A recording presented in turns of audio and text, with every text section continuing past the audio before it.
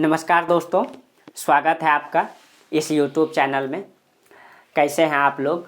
उम्मीद है कि आप लोग अच्छे होंगे और अपने जीवन का निर्वाह अच्छी तरीके से कर रहे होंगे। और अब ठंड बढ़ गई है तो आप लोग अपना ध्यान ठीक से रखिए, अपने परिवार का भी ध्यान रखिए, ठीक है। हालांकि स्टूडेंट लाइफ में परिवार के साथ रहने का मौका कब मिलता है, ठीक है। चलिए, हालांकि आप जहाँ भी हैं अपना ध्यान रखिए, गर्म कपड़ा इस्तेमाल कीजिए। क्या अब आप लोग सोच रहे होंगे कि हम क्यों नहीं कर रहे हैं? भाई, ये जो मेरा रूम है ना, इसका टेम्परेचर नॉर्मल है, इसीलिए मतलब गर्म कपड़ा डालने के बाद जो है कि गर्मी लगने लगती है। बाहर पूरा कुहासा छाया हुआ है।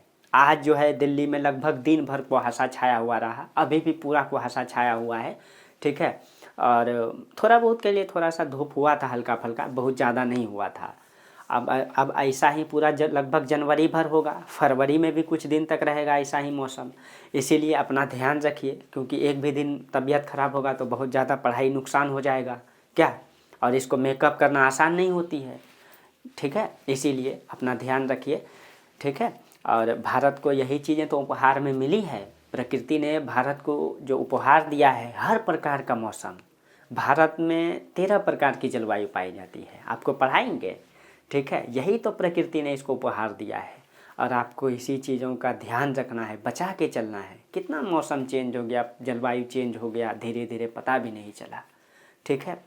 चलिए, तो आपको पता है कि इस संसार का नियम है कि जो चीज़ें जितनी ज़्यादा गतिमान होती है उसकी आयु उतना ही कम होती है। आप मक्खी को देख लीजिए, आप मच्छर को देख लीजिए, दिन भर उड़ते रहता है, भनभनाते रहता है, उसकी आयु कितना है? 2 से 3 दिन। वही आप कछुआ को देख लीजिए, इस संसार की एक ऐसी प्राणी है जिसका गति सबसे धीमा है, ठीक है, लेकिन उसका अवधि सबसे अधिक है। वो लगभग 400 से 500 साल जीवन जीता है।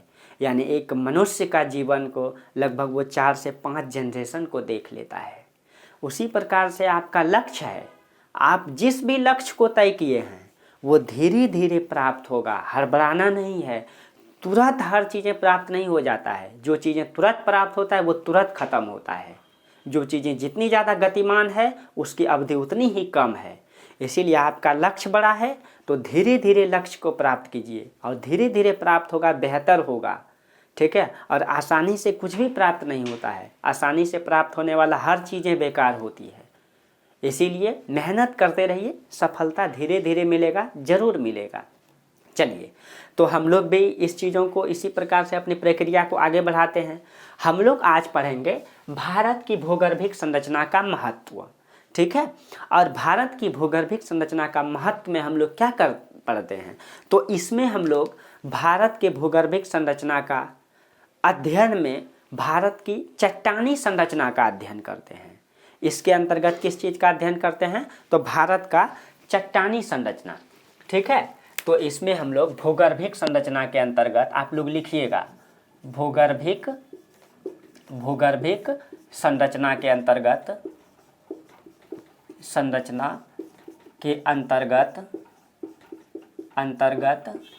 चट्टानी संरचना का अध्ययन किया जाता है। और इसमें हम लोग भारत की चट्टानी संरचना का करेंगे। चट्टानी संरचना का अध्ययन किया जाता है, यानी भारत में कौन कौन प्रकार का चट्टान पाया जाता है, चट्टानी संरचना का अध्ययन किया जाता है। और चट्टानी संरचना के अध्ययन में क्या क्या पढ़ेंगे इसमें, तो इसमें हम लोग पढ़ेंगे चट्टान की स्थिति, ठीक है। स्थिति हम लोग पढ़ेंगे इसमें, चट्टान की स्थिति। आप लोग ठीक से लिखिएगा, हम जल्दी जल्दी लिखते हैं। चट्टान की स्थिति, उसमें पाए जाने वाला खनिज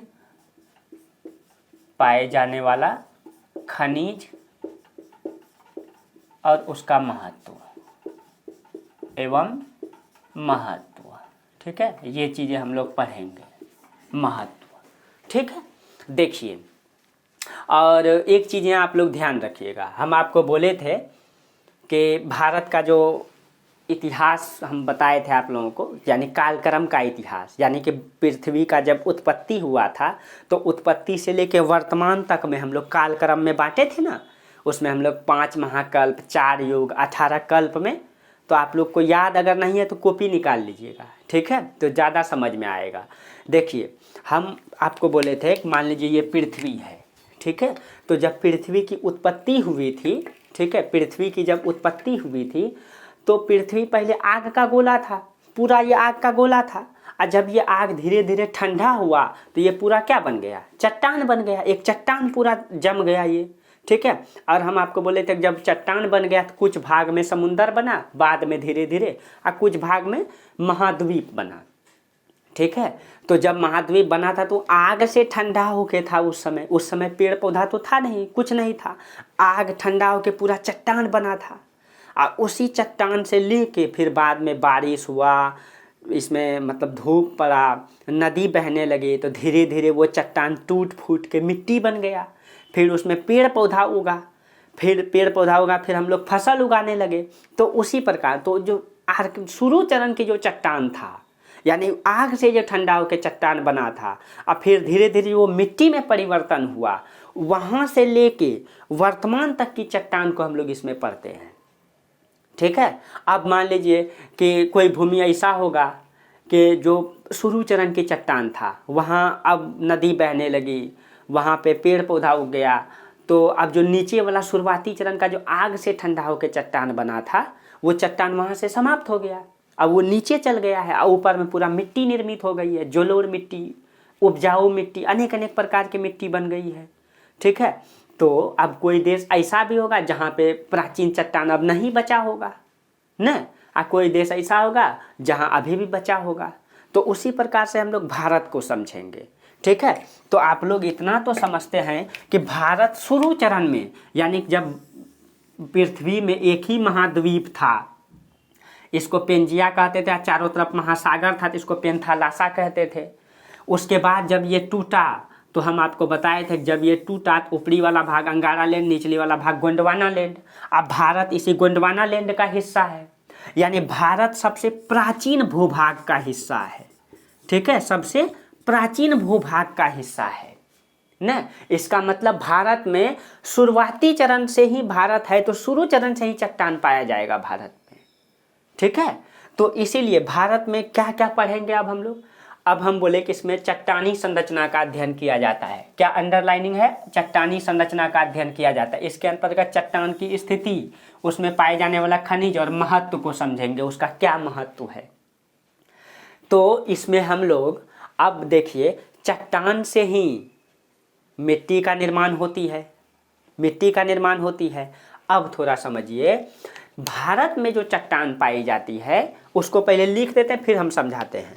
देखिए पहले इसको आप लोग लिख लीजिएगा। आपको बताए थे हम कि भारत को 5 महाकल्प में बांटे हैं। तो सबसे पहले प्री पैलियोजोइक महाकल्प, प्री पैलियोजोइक महाकल्प, इसको ध्यान रखना है। आज आप लोग कॉपी निकाल लीजिएगा, अगर ध्यान है तो अब तो अच्छी बात है, ठीक है, लेकिन आप लोग ध्यान रखने का प्रयास कीजिए। प्री पैलियोजोइक, ठीक है। दूसरा में Palaeozoic, pre Palaeozoic, Palaeozoic, Mesozoic, ठीक, मेसोजोइक, सेनोजोइक, और लास्ट में था नियोजोइक।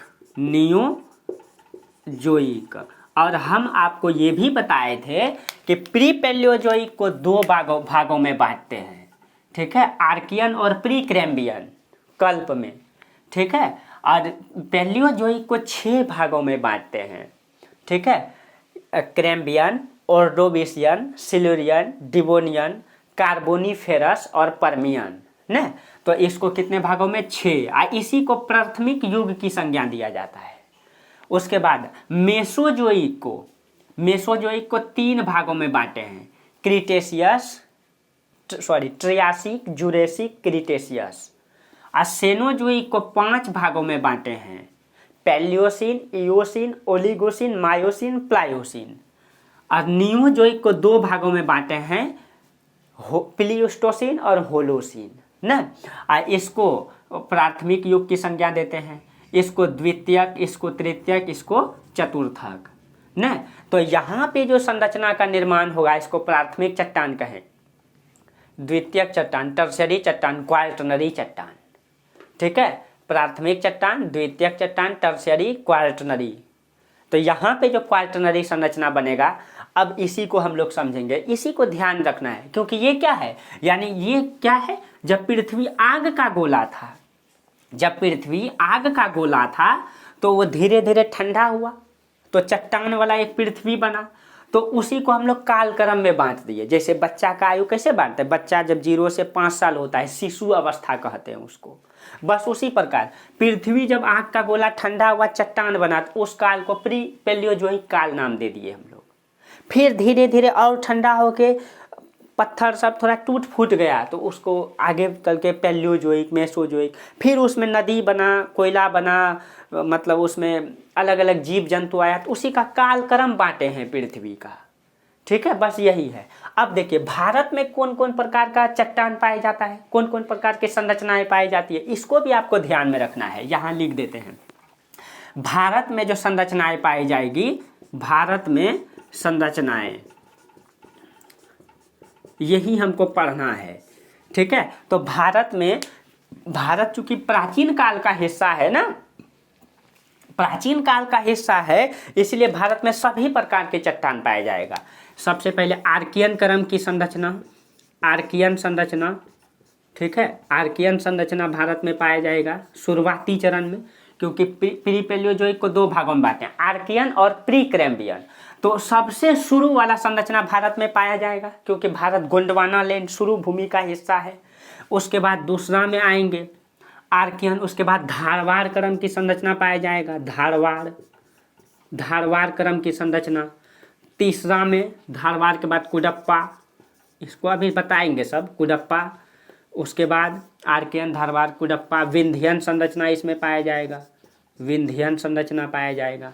ठीक है, आर्कियन, धारवाड़, विंध्यन, कुडप्पा, फिर इसमें विंध्यन, कुडप्पा, कुडप्पा, विंध्यन। उसके बाद इसमें पाया जाएगा गोंडवाना संरचना, गोंडवाना संरचना। गोंडवाना के बाद इसमें इधर नहीं दिखेगा, गोंडवाना के बाद इसमें पाया जाएगा दक्कन ट्रेप। अभी सब समझेंगे दक्कन ट्रेप। और दक्कन ट्रेप के बाद 7 नंबर में, दक्कन ट्रेप के बाद टर्शियरी संरचना, टर्शियरी, आप लोग टर्शियरी समझ गए होंगे अब, टर्शियरी संरचना। और 8वां में क्वार्टनरी संरचना, क्वार्टनरी संरचना। ठीक है, टर्शियरी मतलब सेनोजोइक, क्वार्टनरी मतलब नियोजोइक। ठीक है, ये अब मतलब भारत में प्राचीन से लेकर के वर्तमान तक के सभी संरचनाएं पाई जाती है न। आइए किस में, चट्टान में।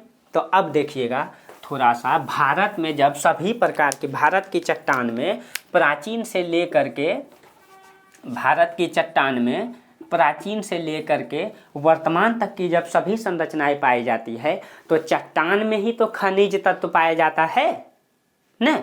इसका मतलब भारत में कहाँ से कहाँ तक का चट्टान पाया जाता है, तो यहाँ पे आर्कियन काल से लेकर के, या इसको लिख दीजिए प्री कैम्ब्रियन काल से लेकर के, प्री कैम्ब्रियन, क्योंकि आर्कियन काल में तो वो आग का ही गोला था ना। प्री कैम्ब्रियन काल से लेकर वर्तमान होलोसीन काल तक की चट्टान पाई जाती है, होलोसीन काल तक की चट्टान पाई जाती है। इसको तो हम ऐसे ही लिख दिए हैं, ये आपको जानना, यहाँ से लिखना है, यहाँ से भारत में पाई जाने वाली संरचना, तो ये लिख दीजिएगा। अब इसके बाद इसके नीचे ये लिखिएगा, तो भारत में कौन कौन सा चट्टान कहाँ से, प्री कैम्ब्रियन काल से लेकर होलोसीन काल की चट्टान पाया जाता है। इसका मतलब है भारत जो है प्राचीन से लेकर वर्तमान तक का सभी संरचना है, आज चट्टान में ही विभिन्न प्रकार के खनिज तत्व पाया जाता है। इसका मतलब भारत में खनिज तत्व का भंडार पाया जाएगा, इसी चट्टान से ही मिट्टी का निर्माण होती है, इसी चट्टान से मिट्टी का निर्माण होती है। अब भारत में प्राचीन काल से लेके क्वार्टनरी काल तक की चट्टान है, तो भारत में मिट्टी भी विभिन्न प्रकार का पाया जाएगा, विभिन्न प्रकार की मिट्टी पाया जाएगा, जो अलग अलग फसल के लिए उपजाऊ की दृष्टि से महत्वपूर्ण होगा ना। बस यही चीज़ों को समझना है, कहाँ कौन सा चीज़ें पाया जाता है। ठीक है, आप लोगों को समझ में आ गया होगा। इसी में खनिज तत्व का भंडार है तो ये चीज़ें आप समझना है। तो अब हम लोग चलिए एक एक करके सबको जानते हैं। ठीक है, अब इसको तो आप लोग समझ गए, तो अब हम लोग आर्कियन संरचना पहले पढ़ते हैं। ठीक है, अब हम लोग स्टार्ट करते हैं आर्कियन संरचना। आप लोग एक एक करके लिखिएगा। ठीक है, आर्कियन संरचना, आर्कियन यहाँ दिखता है कि नहीं? आर्कियन संरचना अब नहीं दिखता है तो आप लोग सुन के तो लिख ही सकते हैं, आर्कियन संरचना। ठीक है, आर्कियन संरचना। अब देखिए, आर्कियन का मतलब पृथ्वी जब शुरुआती चरण में था, तो आर्कियन संरचना का निर्माण कैसे हुआ? तो पृथ्वी के आग के ठंडा जब हुआ तो उसी समय इसका निर्माण हुआ। इसीलिए इसको आधारभूत चट्टान कहते हैं। इसको क्या कहते हैं? आर्कियन संरचना को आधारभूत चट्टान कहते हैं, आधारभूत शैल समूह कहते हैं इसको। शैल मतलब चट्टान, शैल समूह कहते हैं। यानी इसमें जो भी चट्टान पाया जाएगा वो आधारभूत है, यानी कि जब शुरू से उत्पन्न हुआ था वहीं से है, तो इसको आधारभूत शैल समूह कहते हैं। ठीक है, अब देखिए, अब इसमें कौन कौन सा चट्टान पाया जाएगा? तो इसमें जो है आग्नेय चट्टान पाया जाएगा, आग्नेय चट्टान, आग्नेय के साथ आग्नेय रूपांतरित चट्टान, आग्नेय रूपांतरित चट्टान पाया जाएगा, रूपांतरित चट्टान पाया जाएगा। इसमें किस चीज की प्रधानता होगी? तो इसमें जो है नीस, शिष्ट, ठीक है, नीस शिष्ट, इसकी प्रधानता पाई जाएगी। हाँ, नीस और शिष्ट की प्रधानता पाई जाएगी इसमें। ठीक है, तो ये क्वेश्चन आता है, नीस और शिष्ट, और इसी में ग्रेनाइट इसी में। ठीक है, ग्रेनाइट की प्रधानता किसमें होगी? तो आर्कियन संरचना में इसी को आधारभूत शैल समूह कहते हैं। इसकी उत्पत्ति कैसे हुई? तो ये मूलभूत संरचना है, पृथ्वी के आग के ठंडा होने से हुआ, इसीलिए इसमें आग्नेय और आग्नेय रूपांतरित की प्रधानता होती है। इसी में नीस, शिष्ट और ग्रेनाइट चट्टान पाई जाती है। ठीक है, ग्रेनाइट चट्टान पाई जाती है। इसका महत्व क्या है? ठीक है, इसका क्या महत्व है भारत में? इसका महत्व क्या है? इसमें क्या, किस चीज़ के लिए यह महत्व है? ये जो चट्टान है, ये चट्टान जो है, जो ऊर्जा की दृष्टि से, जो परमाणु ऊर्जा खनिजों की दृष्टि से यह महत्वपूर्ण है। इसमें परमाणु ऊर्जा खनिज पाया जाता है। इसमें जो है क्या पाया जाता है? एक सेकेंड,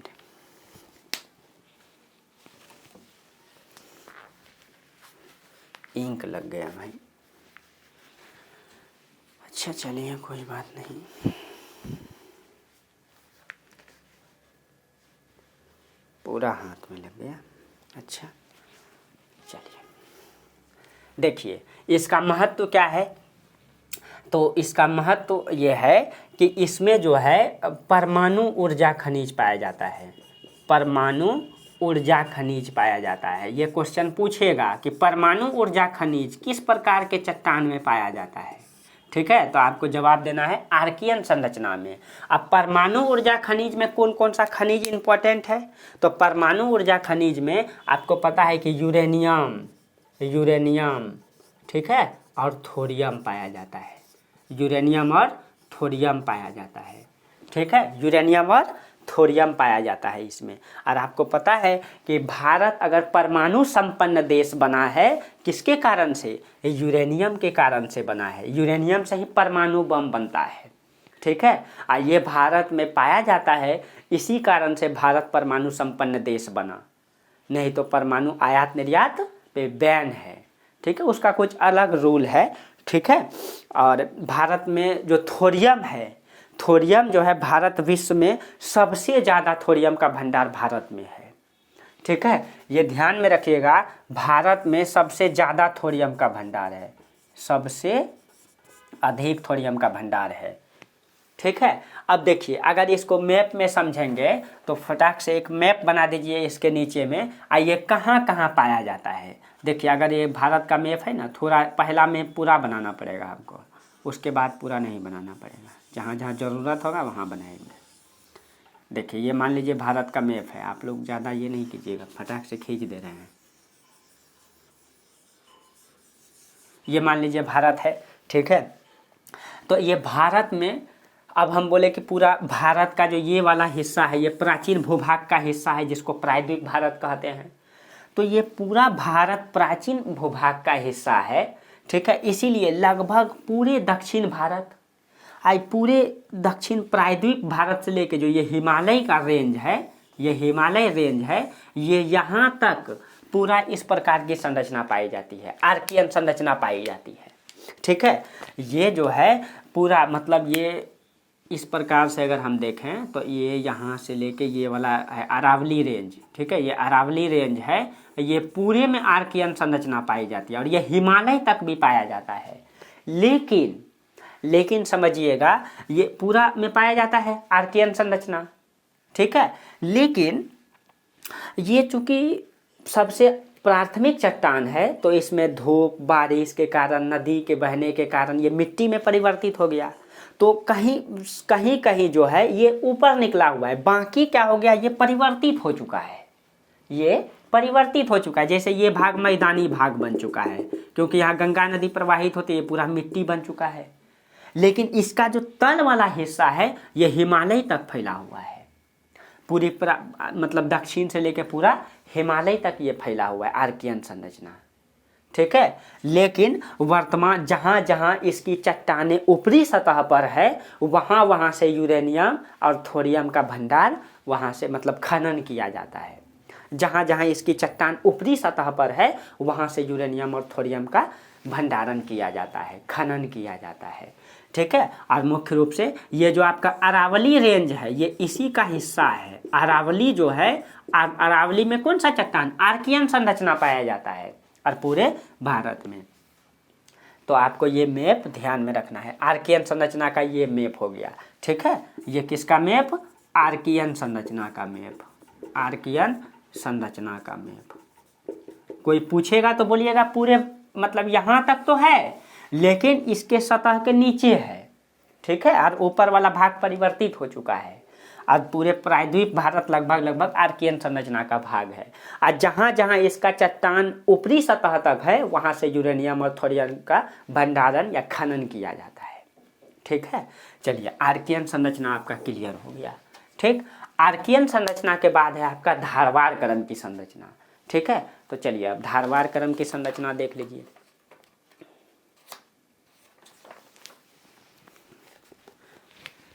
ये मैप बना लीजिएगा आप लोग, ठीक। इसको हम मिटा सकते हैं, इसको मिटाते हैं, ठीक है। और इसको भी ये नहीं मिटाना, अच्छा चलिए मिटा दिए तो क्या हो गया।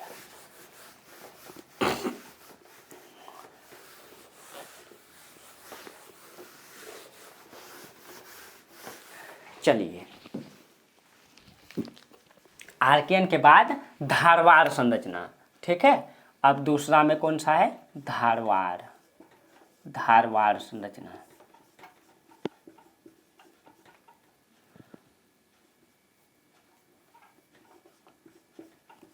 देखिए जो धारवाड़ संरचना है आर्कियन, इसकी उत्पत्ति कैसे हुई, हाँ इसका उत्पत्ति आर्कियन संरचना है तो आर्कियन काल, ध्यान रखिएगा काल को भी ध्यान रखना है, इसीलिए हम उसको लिखे हैं। इसकी धारवाड़ संरचना की उत्पत्ति प्री कैम्ब्रियन काल में हुआ है। इसकी उत्पत्ति कब हुई है, प्री कैम्ब्रियन काल में, प्री कैम्ब्रियन काल, प्री कैम्ब्रियन काल में हुई है, ठीक है। और इसकी उत्पत्ति कैसे हुई है, तो प्री कैम्ब्रियन काल में आर्कियन संरचना की उत्पत्ति के बाद, ठीक है, बाद उसका आग्नेय चट्टान का अवसादीकरण और रूपांतरण से इसका उत्पत्ति हुआ है, ये ध्यान में रखना है, ठीक है। इसका जो है एक सेकेंड,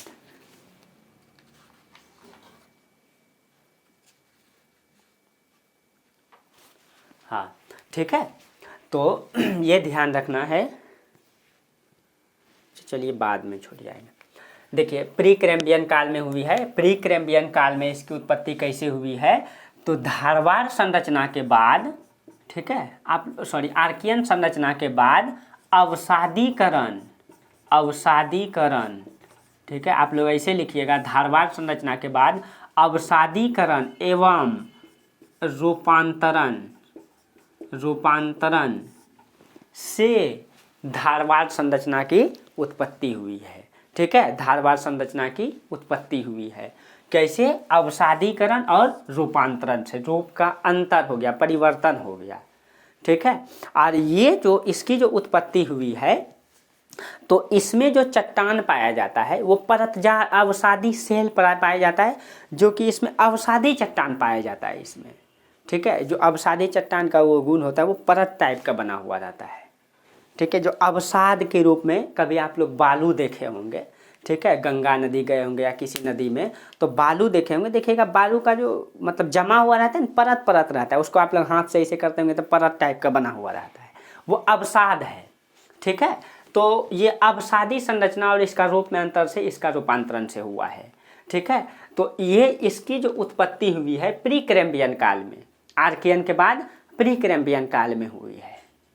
ठीक है, और इसमें इसका महत्व क्या क्या है? इसका महत्व क्या है?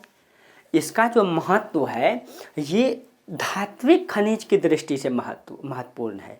इसमें धात्विक खनिज पाया जाता है। ध्यान रखिएगा, धारवाड़ संरचना किसके लिए महत्वपूर्ण है? तो ये इसका महत्व ये है कि इसमें धात्विक खनिज पाया जाता है। इसमें जो है धात्विक खनिज पाया जाता है, धात्विक खनिज। और धात्विक खनिज में कौन कौन सा खनिज आता है? धात्विक खनिज में कौन कौन सा आता है?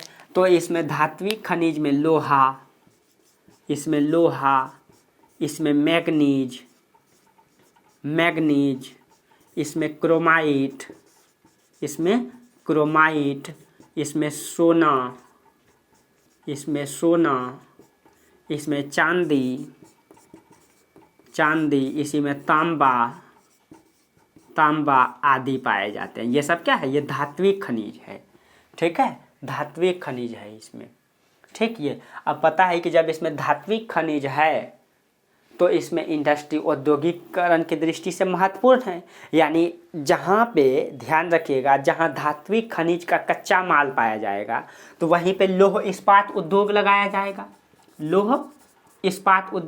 जाएगा, तो आपको आगे पढ़ाएंगे लौह इस्पात उद्योग, इस्पात। ठीक है, लौह इस्पात उद्योग कच्चे माल के जगह पे लगेगा। ठीक है, तो जिस क्षेत्रों में ये पाया जाएगा वहाँ लौह इस्पात उद्योग का बड़ी मात्रा में निर्माण किया जाएगा ना। तो ये जो है ध्यान रखिएगा, धारवाड़ संरचना धात्विक खनिज की दृष्टि से महत्वपूर्ण है। धात्विक खनिज में लोहा, मैग्नीज, क्रोमाइट, सोना, चांदी, तांबा आदि पाए जाते हैं। और इसका अगर विस्तार देखेंगे धारवाड़ का, तो अब इसका मैप इधर बना लीजिए, सब में मैप बनेगा। ठीक है, क्योंकि हम हर चीज़ें को मैप से क्लियर करेंगे आपका। ये देखिए, ये दक्षिण भारत का मैप। ये जो इसकी जो धारवाड़ संरचना है, ये कर्नाटक के धारवाड़ और शिमोगा जिले में इसका ये पाया जाता है। ये कर्नाटक के, यहाँ कर्नाटक है ये। ठीक है, नहीं यहाँ पे पहले लिखिए, यहाँ पे धारवाड़ जिला और यहाँ पे पड़ता है शिमोगा जिला में ये पाया जाएगा। ये कहाँ है? ये कर्नाटक में है। ठीक, तो एक तो कर्नाटक के शिमोगा और धारवाड़ जिले में, उसके बाद यहाँ पे भी पाया जाएगा, यहाँ पे आपका मतलब झारखंड और उड़ीसा में। तो हम लिख देते हैं झारखंड प्लस में ओडिशा, आप लोग ठीक से लिखिएगा, झारखंड और उड़ीसा में इसका विस्तार है। और ये जो अरावली पर्वत है, हम आपको बताएं ना कि आर्कियन संरचना का भूभाग है वो। ठीक है, तो उसका रूपांतरित हो गया है, इसीलिए ये अरावली पर्वत में ये धारवाड़ संरचना ये पाई जाए। ये धारवाड़ संरचना का हिस्सा, इसमें धात्विक खनिज के दृष्टि से ये बहुत ही महत्वपूर्ण है। ठीक है, तो ये ध्यान रखिएगा, ये अरावली है, ठीक, अरावली का विस्तार गुजरात से लेकर दिल्ली तक है, यहाँ तक दिल्ली तक है। ठीक है, आगे अभी सब क्लियर हो जाएगा अभी इसी को। तो ये मैप हो गई, इसका मैप हो गया मानचित्र। मानचित्र आप लोग लिख लीजिएगा, नीचे में मानचित्र बनेगा। ठीक है, अब से आपको क्वेश्चन देंगे बनाने के लिए, इसीलिए इसको लिखिए ठीक से। ठीक है, यह धात्विक खनिज की दृष्टि से महत्वपूर्ण है।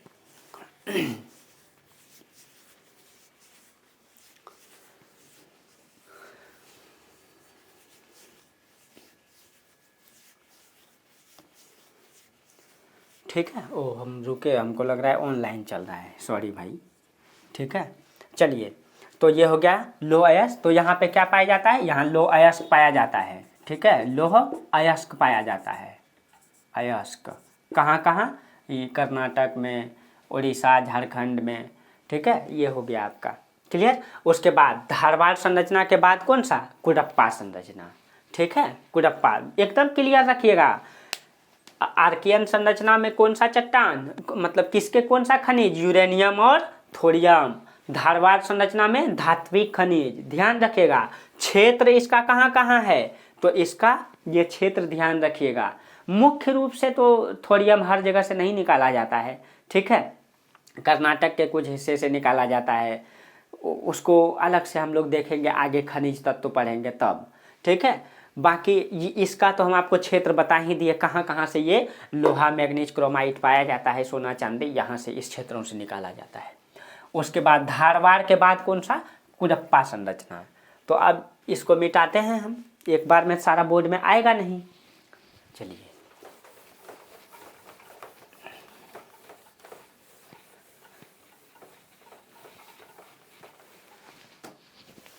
अब आ जाइए कुडप्पा संरचना।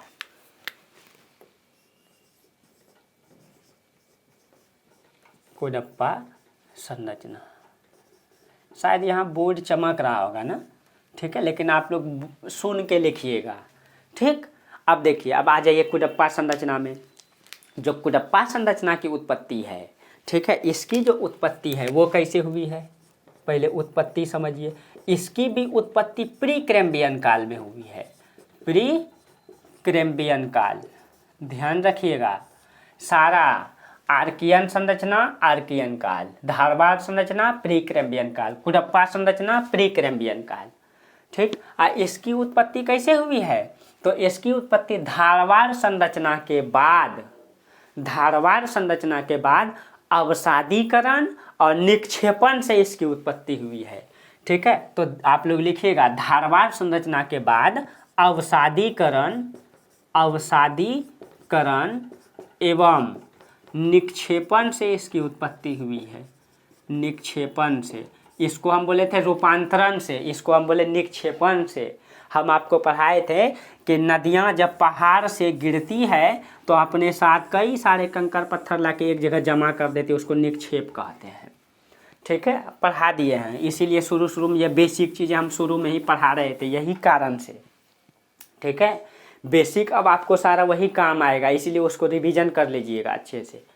चलिए, अवसादीकरण और निक्षेपण से इसकी उत्पत्ति हुई है कुडप्पा संरचना की। जो कुडप्पा संरचना है ये बहुत ज़्यादा क्षेत्र में विस्तृत नहीं है। आंध्र प्रदेश में, पहले इसका महत्व समझ लेते हैं फिर इसका विस्तार समझेंगे।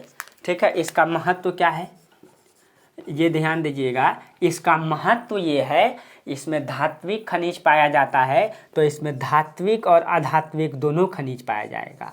इसमें धात्विक प्लस अधात्विक, अधात्विक दोनों खनिज की दृष्टि से यह महत्वपूर्ण है। इसमें धात्विक खनिज में पाया जाएगा और अधात्विक खनिज में पाया जाएगा। धात्विक खनिज में अगर हम बात करेंगे तो धात्विक खनिज में लोहा आ जाएगा, मैग्नीज आ जाएगा। ठीक है, धात्विक खनिज में लोहा, मैग्नीज, ठीक है, सोना, चांदी, तांबा, टीन, ठीक है, आदि। और अधात्विक खनिज में क्या, तो इसमें चूना पत्थर, ठीक है, चूना पत्थर, इसमें आ जाएगा एस्बेस्टस, एस्बेस्टस, ठीक है, एस्बेस्टस, और वो चीनी मिट्टी, इसी में आ जाएगा चीनी मिट्टी, चीनी मिट्टी। और क्या क्या आता है अधात्विक खनिज में, चूना पत्थर, एस्बेस्टस, चीनी मिट्टी, और इसी में आपका एक सेकेंड। हाँ, बालू का पत्थर भी आता है इसी में, ठीक है। बालू का पत्थर, बालू का पत्थर, बालू का पत्थर आदि ये पाया जाएगा, आदि, ठीक। तो ये धात्विक और अधात्विक दोनों दृष्टि से महत्वपूर्ण है कुडप्पा संरचना, ठीक। धात्विक अधात्विक दोनों दृष्टि से है। लोहा मैग्नीज ध्यान रखिएगा सारा चीज़ें आप लोग, ठीक है। आप लोग का कॉपी में एक जगह आ जाएगा ना सारा, तो ठीक रहेगा। अब देखिए इसका विस्तार कहाँ कहाँ पे है आर्कियन संरचना का, ठीक है। हाँ, ये ध्यान रखिएगा, ये भवन निर्माण की दृष्टि से महत्वपूर्ण है। हालांकि भवन निर्माण की दृष्टि से जो है ना विंध्यन संरचना महत्वपूर्ण है, विंध्यन महत्वपूर्ण है, लेकिन कुडप्पा से जैसे चून मतलब एस्बेस्टस, जैसे चीनी मिट्टी, जैसे बालू का पत्थर, इससे जो है कि मतलब सीमेंट बनता है, तो भवन निर्माण में इसका उपयोग होता है, इसीलिए भवन निर्माण की दृष्टि से ये महत्वपूर्ण है, ठीक। भवन निर्माण की दृष्टि से ये महत्वपूर्ण है, क्लियर। अब चलिए ये हो गया। हाँ, इसका विस्तार देख लीजिए, इसका विस्तार बहुत ज़्यादा नहीं है। जो आपका आंध्र प्रदेश के मतलब जिला पड़ता है वहीं पे कुडप्पा में, और बस वही है। बाकी थोड़ा सा राजस्थान का पूर्वी हिस्सा में है और थोड़ा सा उड़ीसा झारखंड के पास है, झारखंड उड़ीसा के पास है थोड़ा सा। तो इसका मैप इधर बना लेते हैं हम लोग, ठीक। नहीं तो हम यहीं पे बना लेते हैं इधर छोटा सा, आप लोग अच्छा से बनाइएगा, ठीक। हम यहाँ बना देते हैं। ये आंध्र प्रदेश में यहाँ पे है इसका विस्तार, यहाँ पे है आंध्र प्रदेश के कुडप्पा में, कुडप्पा में, ठीक। थोड़ा सा यहाँ पे है झारखंड में, यहाँ पे झारखंड में, और यहाँ पे राजस्थान में, यहाँ पे राजस्थान में, ठीक। इसका विस्तार यहाँ पे लिख दीजिएगा मानचित्र, मानचित्र कहाँ कहाँ, राजस्थान, झारखंड। मैप से एकदम सब ध्यान रखना है आपको, एक एक करके, लास्ट में सब रिवीजन कराएंगे हम। क्लियर हो गया। कुडप्पा संरचना क्लियर। कुडप्पा संरचना किसकी दृष्टि से महत्वपूर्ण है, धात्विक और अधात्विक दोनों खनिज की, जबकि धारवाड़ संरचना धात्विक खनिज की, आज जबकि आर्कियन संरचना परमाणु ऊर्जा खनिज की दृष्टि से महत्वपूर्ण है। कहाँ कहाँ है मैप में क्लियर कर लिए।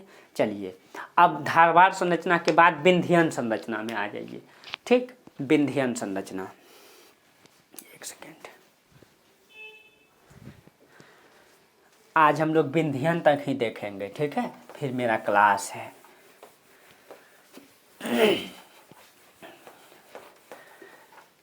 बहुत टाइम निकाल के आप लोगों को पढ़ाते हैं, ठीक है, इसीलिए। चलिए अभी 15 मिनट टाइम है मेरा, अभी मेरा क्लास है, तो आपको विंध्यन पढ़ा देते हैं आधा, फिर 4 को अगले क्लास में पढ़ा देंगे, फिर क्लियर हो जाएगा, ठीक है। चलिए विंध्यन संरचना,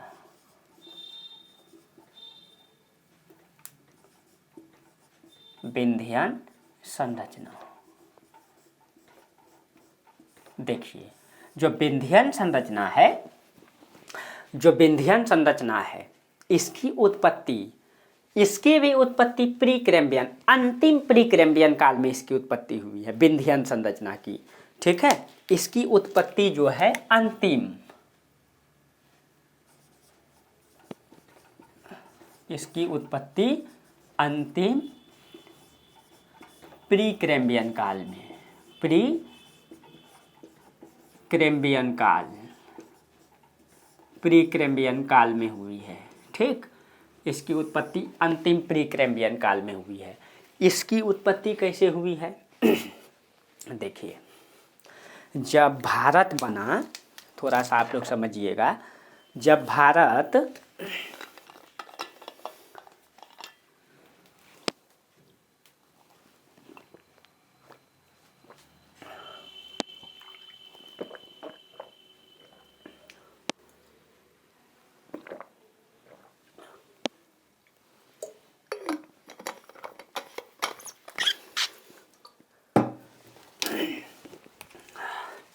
हम बता रहे थे विंध्यन संरचना।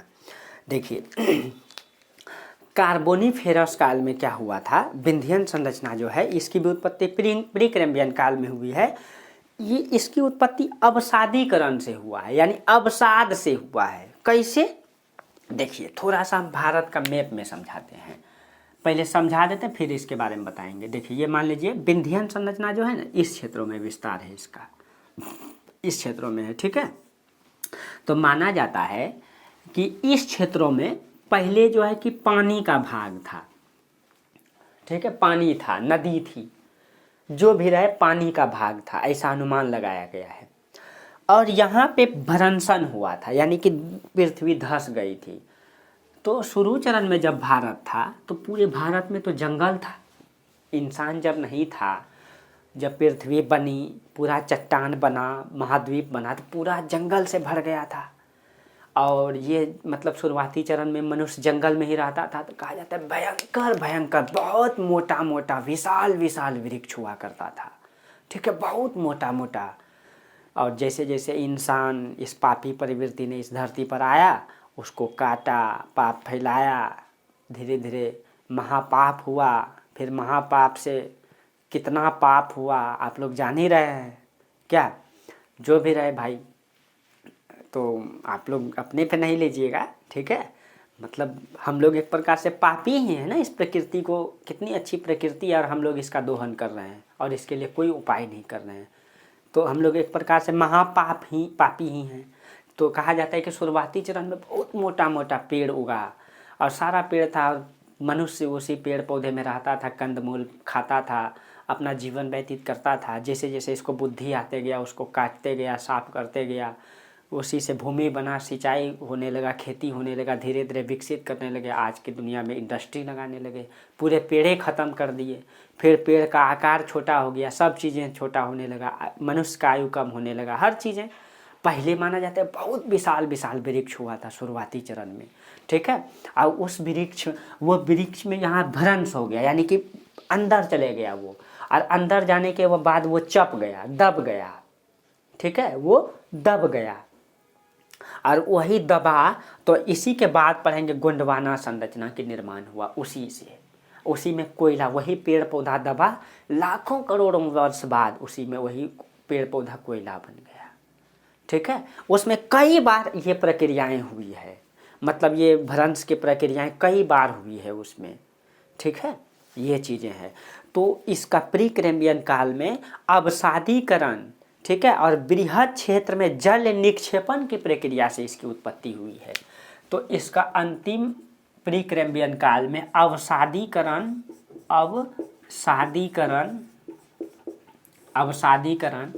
तथा बृहद जलीय निक्षेपण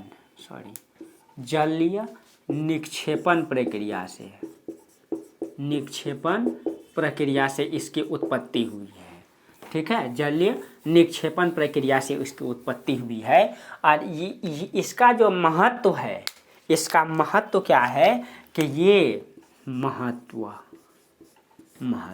ये आध्यात्मिक खनिज की दृष्टि से महत्वपूर्ण है, आध्यात्मिक खनिज की दृष्टि से महत्वपूर्ण है। यानी जितने भी आध्यात्मिक खनिज है ये यहीं पाया जाता है। आध्यात्मिक खनिज में आपको अभी बताए कि इसमें जो है आपका चूना पत्थर इस क्षेत्र में बड़ी मात्रा में पाया जाता है। चूना पत्थर, एस्बेस्टस, ठीक है। उसके बाद बालू का पत्थर,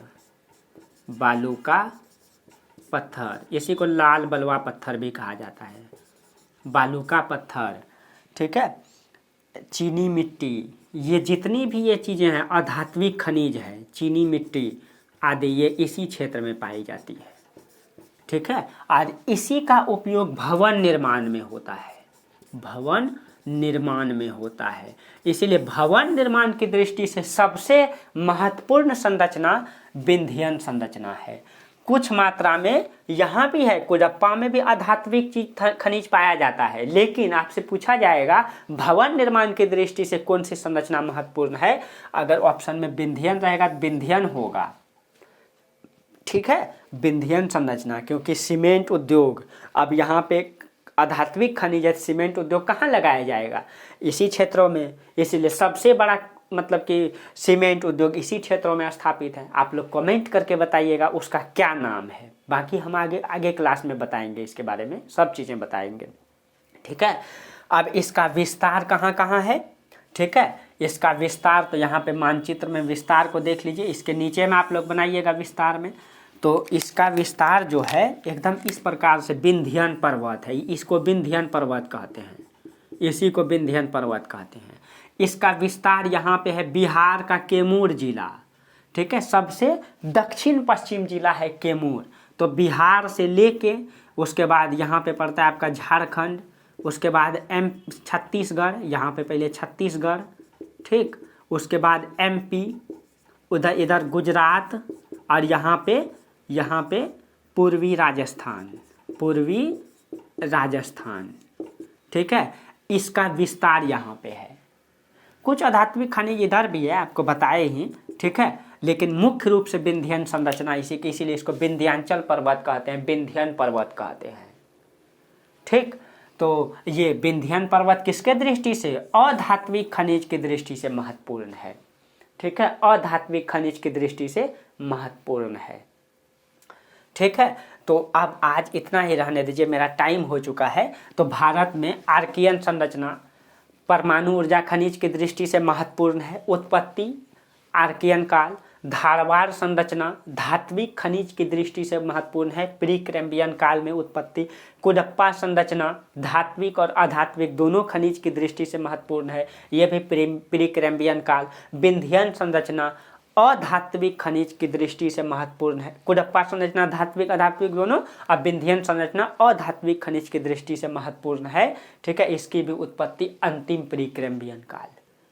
ठीक, मतलब अंतिम आर्कियन प्री कैम्ब्रियन काल। ठीक है, इतना आप लोग अच्छे से कर लीजिएगा, याद कर लीजिएगा, मैपिंग कर लीजिएगा, और जो मानव उसका इतिहास बताएं वो भी देख लीजिएगा। भारत में जो 8 संरचनाएं बताए उसको भी याद कीजिएगा। अगले क्लास में आपको क्वेश्चन भी हम देंगे बनाने के लिए। ठीक है, तो आज यहीं तक रहने दीजिए, फिर हम लोग इससे आगे अगले क्लास में बात करेंगे। ठीक है, आप लोगों को वीडियो अच्छा लगता है तो अपने दोस्तों को शेयर कीजिए। ठीक है, आपके लिए मेहनत करते हैं, और कहीं भी आपको कहीं डाटा में गड़बड़ी होता है, इंसान से ही गलती होता है, और मनुष्य की प्रवृत्ति है, इंसान गलती करता ही है। ठीक है, इसीलिए जहां गलती लगे आप लोग कमेंट जरूर कर दीजिएगा। हम कोशिश करते हैं कि आपको कहीं गलती नहीं बताएं। सारा बुक्स को देख लेते हैं, 6-7 बुक को, कहीं हर चीज़ों को, तब आपको पढ़ाते हैं। ठीक है, तो इसीलिए आप फिर भी अगर गलती हो जाए तो आप लोग ज़रूर कमेंट कर दीजिएगा। ठीक है, चलिए तो आज यहीं तक रहने देते हैं। ठीक है, आप लोग अपना ध्यान रखिए, तब तक के लिए आप लोगों को बहुत बहुत धन्यवाद। Thank you.